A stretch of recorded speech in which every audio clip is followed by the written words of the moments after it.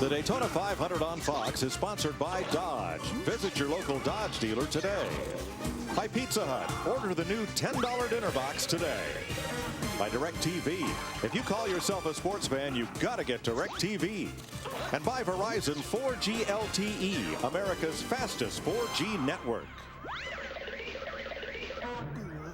3 laps to halfway in the Daytona 500, where the midway payday of $200,000 awaits. Will it be a driver from the front of this pack who's in contention to win the race?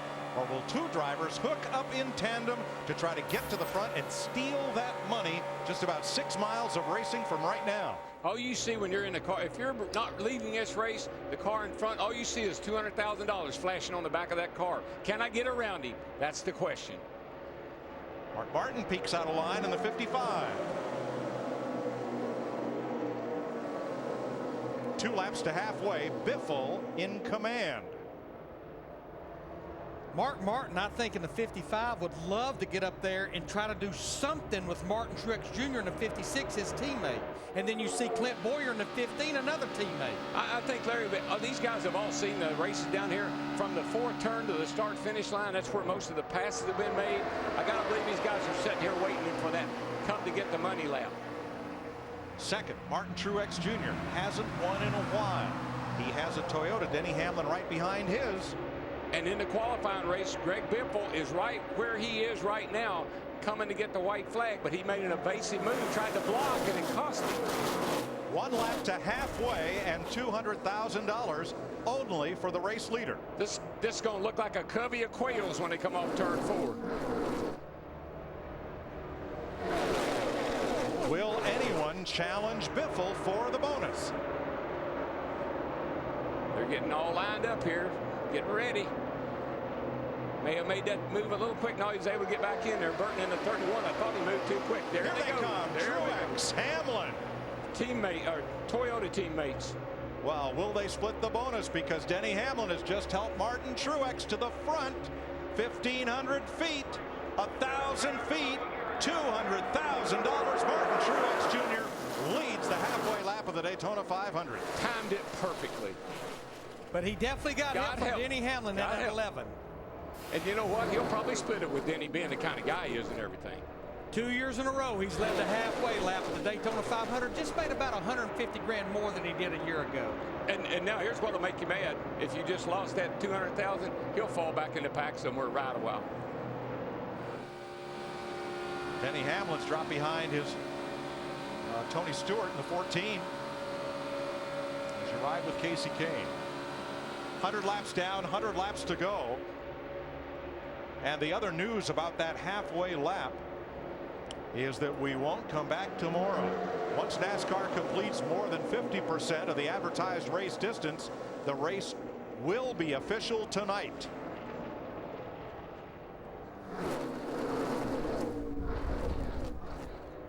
Tony Stewart challenges for the lead as we go down to John Roberts for the AT&T mid-race report.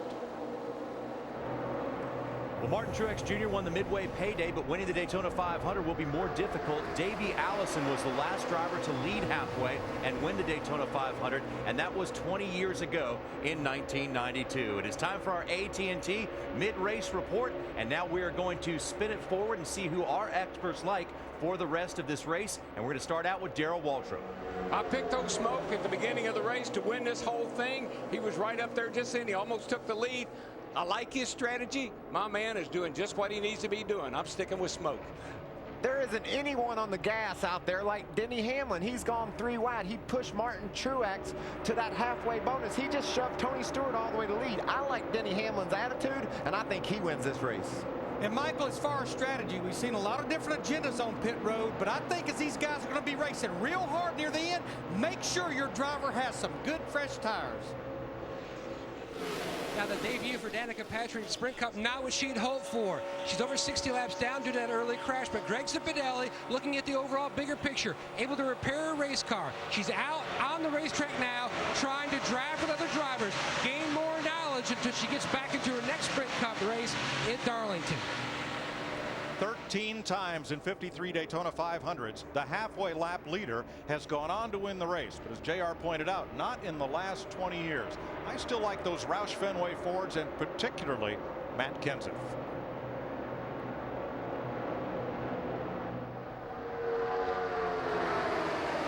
Hamlin out front, where he has led the second most laps tonight, second to Greg Biffle. They are among the contenders to win the 2012 running of the Great American Race on Fox.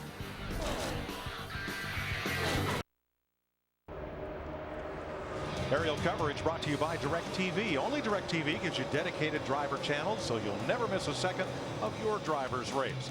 Call 1-800-DirecTV. 107 laps complete, 93 to go in the Daytona 500. Denny Hamlin and Martin Truex run 1-2 in Toyotas. Greg Biffle's Ford, Jeff Burton's fourth. Here's what Truex had to say after taking the $200,000 payday. You're going to get the halfway. You're going to get the halfway. You've got the halfway clear all around. You'll get that other half now. Thanks for the push, man. I think you push, boy. Play some defense now. Let's get after these guys. We've got 100 more. 100 more laps to go. 92 now remain. But of all the drivers that have tried the tandem racing, Truex and Hamlin so far tonight have been the most successful at it. Yeah, and the frustrating thing is, we saw with Tony Stewart, we've seen it with the 31 car. He's you get up there, but if you make the wrong move, happen to get out of line or get in the wrong line, man, you go straight to the back, and then you got to work your way back up through there again. Our pole sitter has not made a lot of noise lately. Carl Edwards is back in 21st place. Dick Berggren? Well, he had been running much further up in the pack, Mike, but he is having fuel pressure issues. He said the engine is running all right, but the fuel pressure is going up and down in that car, and the fuel pressure light is periodically flashing. These fuel injectors require substantial fuel pressure. The engines don't run well if they don't have good fuel pressure. Yeah, for the first time, NASCAR is running electronic fuel injection. We heard Elliott Sadler, the 33 car, having fuel pressure issues. Even though I think we have it well and perfected, we're still seeing a few issues along the way. Yeah, well, Larry, we've had, we've only had short races. We had the 150s, we had the Bud Shootout. This is a 500-mile race, and if you're going to have failures, you're going to see it in the second half of the race, because this is the longest we've run with this new system.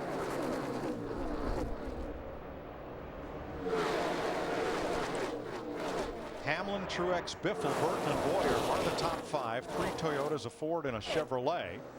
The first Dodge in the race is Keselowski in 9th. In that lead pack, 25 cars, with 32 cars on the lead lap, with 90 to go in the Daytona 500.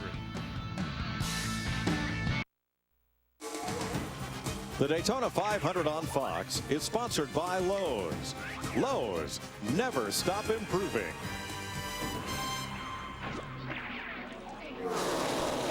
Denny Hamlin leading with 114 laps complete of 200 in the Daytona 500 on Fox.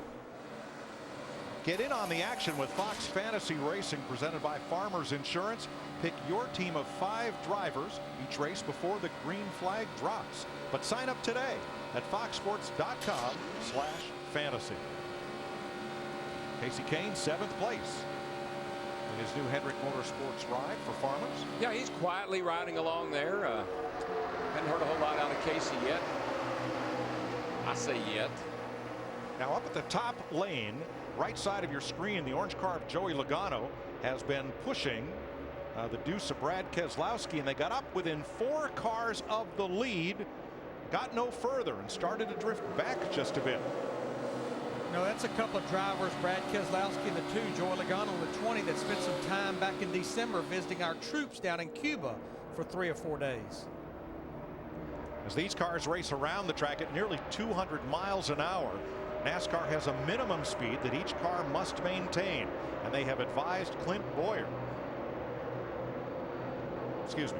Elliott Sadler, that he needs to pick up the pace in the number 33 and maintain pace or bring his car to the garage. Speaking of Clint Boyer, let's go to pit road. Mike, one of our storylines was cars would overheat. We knew nighttime it wouldn't be as big of a deal, and we hadn't really heard any drivers complaining about overheating until now. Clint Boyer on lap 104 told his team, my car is getting hotter and hotter. 5 laps later, I just can't keep it cool. And just 1 lap ago, you guys, I cannot keep this thing cool at all. You know, Michael Waltrip, he ran in the Budweiser shootout in the Gatorade Duel, so he has time in a race car this week. Him and I had a conversation the other day that it's manageable. What you have to do is watch your gauge, watch your lights, Michael, but you've got to stick that thing out there and breathe it. But if you let it go too far, then you may not be able to recover. And you can see there, Clint is doing just what I said, Larry. He's laid back off of Jeff Burton. There's a gap there, and when he gets a chance, he pops that nose out to the right to get some fresh air into that engine. But that's a huge concern. He's that close to the front, running with a gap in front of him, and he can't keep his engine cool. How's he going to go win the race at the end? And one thing that's different this year, you have a much smaller capacity radiator. So now if you lose just a little bit of water, that equates to a whole lot of water, and you're going to get hot a lot quicker. So he may have gotten himself in trouble and can't get out. To discourage lengthy bump drafting in tandem, NASCAR minimized also the size of the opening in the bumper for that radiator to get any cool air. If you're up against the bumper of the car in front of you, you're not getting your car cool at all. And again, I mean, we've just had short events here the last few days. 500 miles here, about halfway, everything starts happening to these things. Engines start overheating, the cars start handling poorly. Halfway is a big deal. Tony Stewart in the 14, the ranking series champion. You see right below where it says Impala, what looks like a black piece of tape, that's the radiator opening, and that's all you get to get air in there to that radiator. Matt? Mike managing that distance between himself and the car in front to control the temperature issue. They've made big improvements on the 14 car. The chassis adjustment helped tighten the car up like Stewart wanted. This is the best it's been all night. The other adjustment, well, they had a high-tech tool here in the pit. They sprayed anti-fog on it, and on a pit stop, they used it on the inside of the windshield. It was fogging up. If you want to see that high-tech tool, just go to my Twitter page for more. Yeah, so much humidity in the air, even though we hadn't had rain since about 3 or 4 o'clock this afternoon. A lot of humidity. The outside lane now 8 deep, and they're trying to make some noise and move up and challenge that inside lane dominated by Denny Hamlin.